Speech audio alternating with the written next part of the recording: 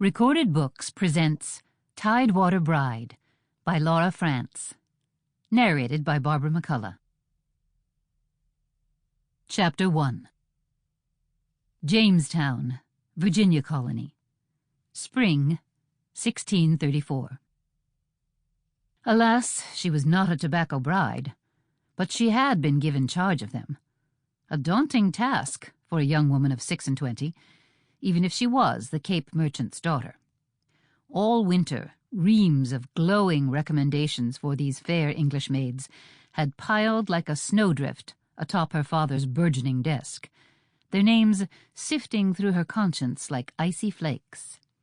Jane Rickard, Mary Gibbs, Jane Harmer, Audrey Hoare, Jane McIntosh, Margaret Boardman, Jane Jackson, Abigail Downing. A shame there were so few Janes.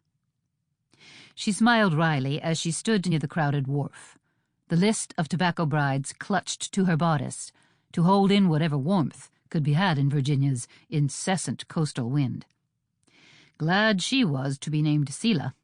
Surely no other woman aboard the coming Seaflower could claim that.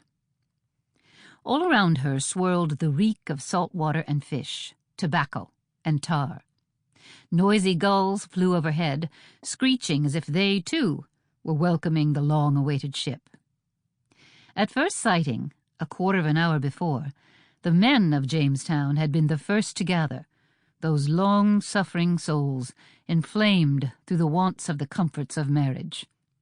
Each groom would pay £150 in good leaf tobacco for a bride, an extravagance denied many. But first, the colony's officials assembled at the forefront of the welcome.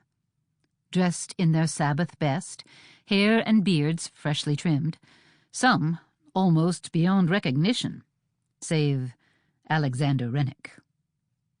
Xander, his intimate circle called him. Broad of shoulder, terribly tall, strikingly bearded, with the wrist of an able swordsman to boot.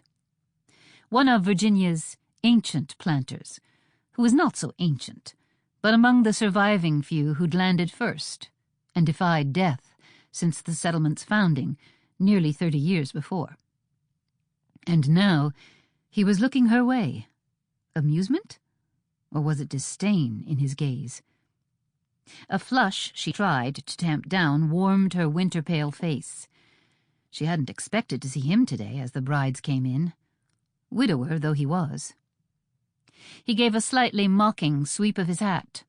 The sun played off his dark hair, worn loose about wide-set shoulders. "So, Mistress Hopewell, all is in good order, aye?" "We shall see, Master Renick. Have you come for a bride?" This time he turned swarthy. At her boldness? If ever a fair maid deserved an industrious husband, 'twould be Xander Renick, Esquire. Her tone was as mocking as his exaggerated bow. "I can add you to the roll of eligible men, which no doubt exceeds the number of king's daughters aboard." "True, there are never enough women here." He ran a hand over his jaw. "Tell me, as if been a priver, what will happen once they dock?" Selah looked to her papers, though she knew the details by heart.